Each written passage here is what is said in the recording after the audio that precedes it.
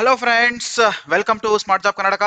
So ನಾನೀಗ SLC ಮಾಡಿರೋರಿಗೆ ಎರಡು ಒಳ್ಳೆ ಹುದ್ದೆಯನ್ನು ತಗೊಂಡು ಬಂದಿದ್ದೀನಿ. ಸೊ ಈ ಹುದ್ದೆ ಬಂದು ಸೆಂಟ್ರಲ್ ಗ್ರೌಂಡ್ ವಾಟರ್ ಬೋರ್ಡ್ ಅಂತ ಹೇಳ್ಬೋದಾಗಿದೆ. ಸೊ ಕೇಂದ್ರ ಜಲಮಂಡಳಿ ಅಂತ ಹೇಳ್ಬೋದಾಗಿದೆ. ಸೊ ಇಲ್ಲಿ ಓಪನಿಂಗ್ ಇರುವಂತದ್ದು 10th ಪಾಸ್ ಆಗಿರೋರಿಗೆ ಅಂತ ಹೇಳ್ಬೋದಾಗಿದೆ.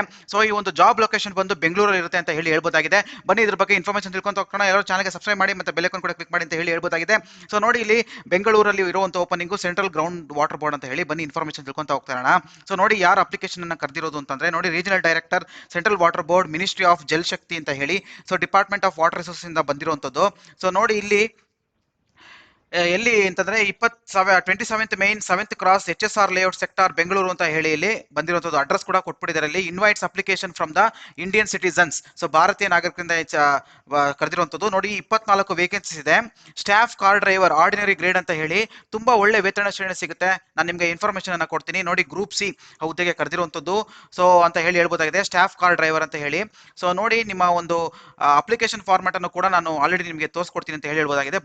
ಬನ್ನಿ ಜಾಬ್ ಬಗ್ಗೆ ಇನ್ಫಾರ್ಮೇಶನ್ ತಿಳ್ಕೊಂತ ಹೋಗೋಣ. ಫಸ್ಟ್ ನೋಡಿ, ಇಲ್ಲಿ ನಾವು ನೇಮ್ ಆಫ್ ದಿ ಪೋಸ್ಟ್ ಬಂದು ಸ್ಟಾಫ್ ಕಾರ್ ಡ್ರೈವರ್ ಅಂತ ಆರ್ಡಿನರಿ ಗ್ರೇಡ್ ಅಂತ ಹೇಳ್ಬೋದಾಗಿದೆ.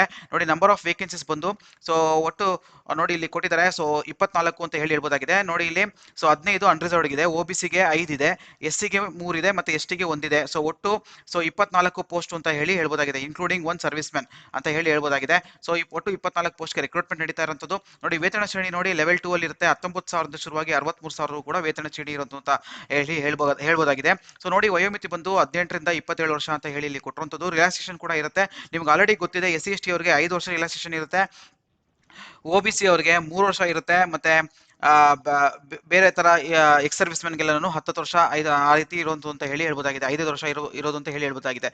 ಸೊ SC ಅವ್ರಿಗೆ 5 ವರ್ಷ, OBC ಅವರಿಗೆ 3 ವರ್ಷ ಅಂತ ಹೇಳ್ಬೋದಾಗಿದೆ ಅಂತ ಹೇಳ್ಬೋದು. ಸೊ ಮಿನಿಮಮ್ 18, ಮ್ಯಾಕ್ಸಿಮಮ್ 27 ವರ್ಷ ಅಂತ ಹೇಳ್ಬೋದಾಗಿದೆ. ನೋಡಿ, ಎಜುಕೇಶನ್ ಕ್ವಾಲಿಫಿಕೇಶನ್ ಮೆಟ್ರಿಕ್ಯುಲೇಷನ್ ಅಂತ ಕೇಳಿದ್ದಾರೆ. ಸೊ 10th ಪಾಸ್ ಆಗಿದ್ರೆ ಸಾಕು. ನೋಡಿ, ಇದ್ರ ಜೊತೆಗೆ ಡ್ರೈವಿಂಗ್ ಲೈಸೆನ್ಸ್ ಇರಬೇಕು ಅಂತ ಕೇಳಿದ್ದಾರೆ ಹೆವಿ ವೆಹಿಕಲ್ ಅಲ್ಲಿ. ಜೊತೆಗೆ ಸೊ 3 ವರ್ಷ ಎಕ್ಸ್ಪೀರಿಯನ್ಸ್ ಡ್ರೈವಿಂಗ್ ಅಲ್ಲಿ, ಸೊ ಹೆವಿ ವೆಹಿಕಲ್ಸ್ ಅಲ್ಲಿ ಕೇಳಿರುವಂತ ಅಂತ ಹೇಳ್ಬೋದಾಗಿದೆ. ಸೊ ಯಾವ್ದ್ರಲ್ಲ ಆಗ್ಬೋದು, ಪ್ರೈವೇಟ್ ಅನ್ನ ಆಗ್ಬೋದು, ಗೌರ್ಮೆಂಟ್ ಆಗ್ಬೋದು, ಖಂಡಿತವಾಗ್ಲೂ ಈ ಹುದ್ದೆಗೆ ಅಪ್ಲೈ ಮಾಡ್ಬೋದು. ಮತ್ತೆ ನೋಡಿ, ವೆಹಿಕಲ್ ಮೆಕ್ಯಾನಿಸಮ್ ಬಗ್ಗೆ ನಾಲೆಜ್ ಇರಬೇಕು. ಅಕಸ್ಮಾತ್ ಗಾಡಿ ಕೆಟ್ಟೋದ್ರೆ ನೀವೇ ಒಂಥರ ಸ್ವಲ್ಪ ಮಟ್ಟಿಗೆ ರಿಪೇರಿ ಮಾಡೋಷ್ಟು ಒಂದು ನಾಲೆಜ್ ಇರಬೇಕು ಅಂತ ಕೇಳಿರುವಂತದ್ದು. ಸೊ ನೋಡಿ, ಹಿಂದಿ ಬರಬೇಕು ಅಥವಾ ಇಂಗ್ಲಿಷ್ ಬರಬೇಕು. ಸೊ ಓದಕ್ಕೆ ಬರೆಯೋಕ್ಕೆ ಅಂತ ಕೇಳಿರುವಂತದ್ದು. ಸೊ ಹಿಂದಿ ಆರ್ ಇಂಗ್ಲಿಷ್ ಅಂತ ಇಲ್ಲಿ ಹೇಳ್ಬೋದಾಗಿದೆ. ಸೊ ನೋಡಿ, ಈ ಒಂದು ಹುದ್ದೆಗೆ ಅಪ್ಲೈ ಮಾಡೋದಕ್ಕೆ 45 ದಿನ ಟೈಮ್ ಕೊಟ್ಟಿರುವಂತದ್ದು. ಈ ಒಂದು ನೋಟಿಫಿಕೇಶನ್ ಬಂದಿರೋದು ನಿನ್ನೆ ಅಂತ ಹೇಳ್ಬೋದಾಗಿದೆ. ಸೊ ಖಂಡಿತವಾಗ್ಲೂ 45 ದಿನದಲ್ಲಿ ಅಪ್ಲೈ ಮಾಡ್ಬಿಡಿ ಅಂತ ಹೇಳ್ಬೋದಾಗಿದೆ. ಸೊ ಏನೇ ಇನ್ಫಾರ್ಮೇಶನ್ ಬೇಕಾದ್ರೆ ಈ ಒಂದು ವೆಬ್ಸೈಟ್ಗೆ ಹೋದ್ರೆ ಖಂಡಿತವಾಗ್ಲೂ ಸಿಗೋದು ಅಂತ ಹೇಳ್ಬೋದಾಗಿದೆ. ಬನ್ನಿ ಅಪ್ಲಿಕೇಶನ್ ಫಾರ್ಮ್ಯಾಟ್ ಒಂದ್ಸರಿ ತೋರಿಸ್ಬಿಡ್ತೀನಿ. ನೋಡಿ, ಅಪ್ಲಿಕೇಶನ್ ಫಾರ್ಮ್ಯಾಟ್ ಈ ರೀತಿಯಾಗಿರುತ್ತೆ ಅಂತ ಹೇಳ್ಬೋದು.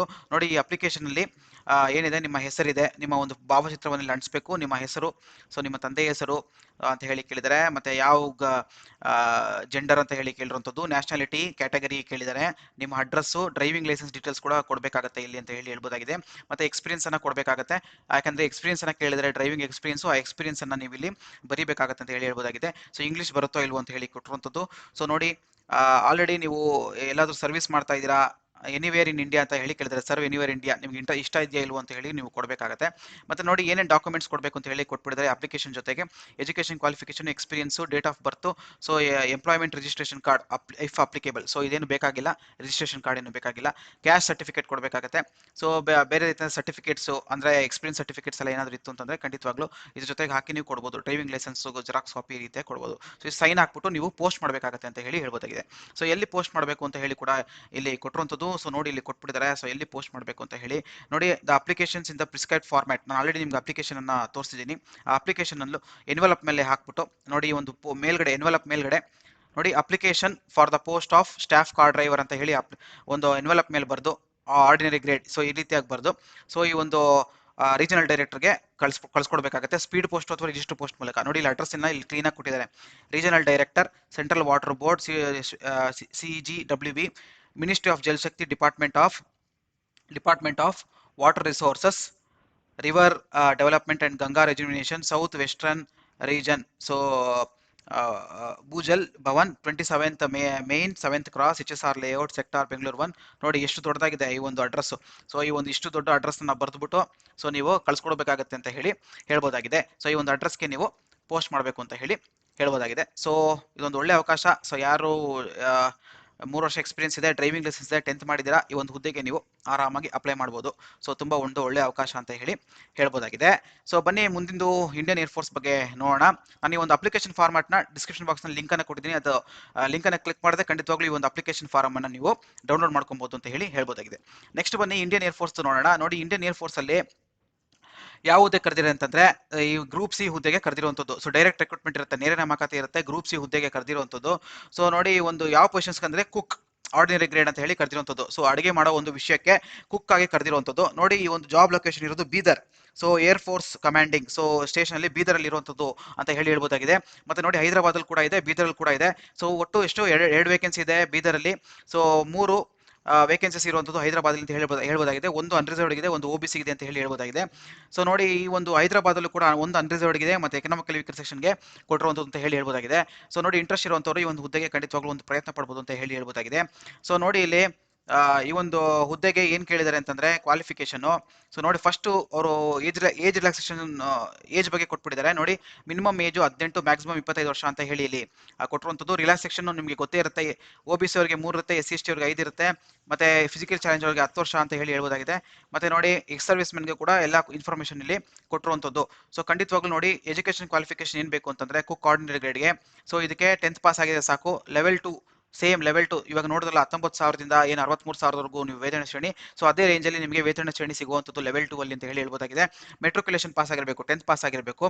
ಜೊತೆಗೆ ನೋಡಿ, 1 ವರ್ಷ experience, diploma in certificate catering, ಈ ಒಂದು ಕ್ಯಾಟರಿಂಗ್ ಅಲ್ಲಿ 1 ವರ್ಷ ಎಕ್ಸ್ಪೀರಿಯನ್ಸ್ ಇತ್ತು ಅಂತಂದ್ರೆ ಖಂಡಿತವಾಗ್ಲೂ ನೀವು ಈ ಹುದ್ದೆಗೆ ಅಪ್ಲೈ ಮಾಡ್ಬಿಡ್ಬೋದು ಅಂತ ಹೇಳಿ ಹೇಳ್ಬೋದಾಗಿದೆ. ಸೊ ಅಡುಗೆ ಮಾಡಕ್ಕೆ ಬರಬೇಕು, ಜೊತೆಗೆ 10th ಪಾಸ್ ಆಗಿರಬೇಕು, ಒಂದು ಸರ್ಟಿಫಿಕೇಟ್ ಇದ್ರೆ ಈ ಒಂದು ಹುದ್ದೆಗೆ ನೀವು ಅಪ್ಲೈ ಮಾಡ್ಬೋದು ಅಂತ ಹೇಳಿ ಹೇಳ್ಬೋದಾಗಿದೆ. ನೋಡಿ, ಇದಕ್ಕೆ ರಿಟರ್ನ್ ಟೆಸ್ಟ್ ಇರುತ್ತೆ. ಮೋಡ್ ಆಫ್ ಸೆಲೆಕ್ಷನ್ ಏನಿರುತ್ತೆ ಅಂತಂದ್ರೆ ನೋಡಿ, ರಿಟರ್ನ್ ಟೆಸ್ಟ್ ಇರುತ್ತೆ. ರಿಟರ್ನ್ ಟೆಸ್ಟ್ ನೋಡಿ, general intelligence, reasoning, numerical, aptitude, mental ability, ಮತ್ತೆ ನೋಡಿ ಜನರಲ್ ಇಂಗ್ಲಿಷ್ ಇರುತ್ತೆ, ಜನರಲ್ ಅವೇರ್ನೆಸ್ ಇರುತ್ತೆ ಅಂತ ಹೇಳಿ ಹೇಳ್ಬೋದಾಗಿದೆ. ಸೊ ನೋಡಿ, ಇಂಗ್ಲಿಷು ಮತ್ತೆ ಹಿಂದಿ ಸೊ ಯಾವ್ದ್ರಲ್ಲಿ ಬೇಕಾದ್ರೂ ನೀವು ಆಪ್ಟ್ ಮಾಡ್ಕೊಂಡು ಬರೀಬಹುದು ಅಂತ ಹೇಳಿ ಇಲ್ಲಿ ಹೇಳ್ಬೋದಾಗಿದೆ. ಸೊ ಇದ್ರ ಬಗ್ಗೆ ಕೊಟ್ಟಿದ್ದಾರೆ ನೋಡಿ, ಈ ಒಂದು ಅಪ್ಲಿಕೇಶನ್ 30 ದಿನದಲ್ಲಿ ನೀವು ಕಳ್ಸಿಕೊಡ್ಬೇಕಾಗತ್ತೆ ಅಂತ ಹೇಳಿ ಇಲ್ಲಿ ಕೊಟ್ಟಿರುವಂಥದ್ದು. So as an advertisement in employment news.